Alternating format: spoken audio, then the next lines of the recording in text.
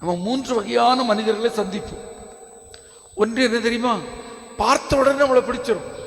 சே, நல்லா இருக்காங்களே, நல்லா பேசுறாங்களே, இனி பார்த்த உடனே பிடிச்சிடும். தூரத்துல இருந்து பார்க்கிறது, பக்கத்துல பார்த்த உடனே பிடிச்சிடும். ஆனா அவர்கள் நம்ம ரொம்ப பழகின பிறகு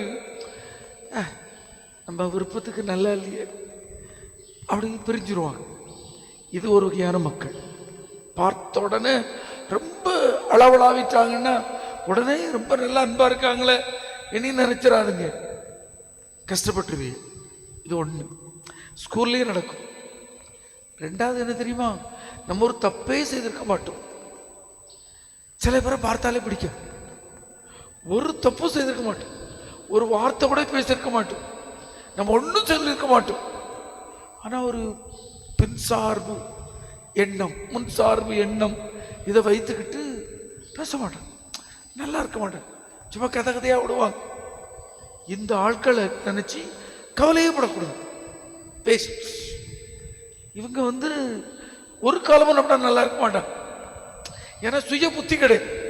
அடுத்தவங்க புத்தியில உங்களை பார்க்கிறோம். சுய புத்தி இருந்தா அவங்க 3வது நிலை, ஆராய்ந்து அறிந்து உங்களை அன்பு செய்வான்.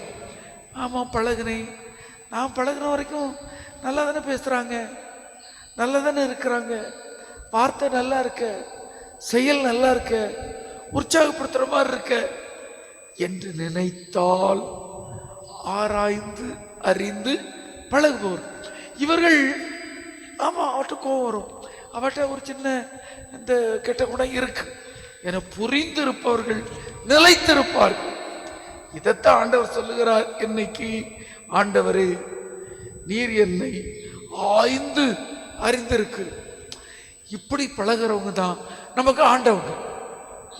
ஆண்டவர் கோயிலில் மட்டும் பார்க்க கூடாது. அப்ப என்ன பண்ணணும்? நாமும் ஆராய்ந்து ஆய்ந்துதான் பேசணும். அப்பதான் நாமும் உண்மையுள்ளவர்கள். ஆண்டவர், நீங்கள் ஆண்டவர், நீங்கள் கடவுள் என்று சொல்லப்படுகிறது. நீ நற்செய்தி வாசகத்தை பாருங்களா, அது குற்றம், இது குற்றம், பரிசேயரே சதுசேயரே உங்களுக்கு ஐயோ கேடு. எது மிக முக்கியம்? நீதி, இரக்கம், அன்பு. அதனால நமது வாழ்க்கை ஆராய்ந்து அறிந்து ஒருவரிடம் பழகுவது என்பதாக இருக்கட்டும்.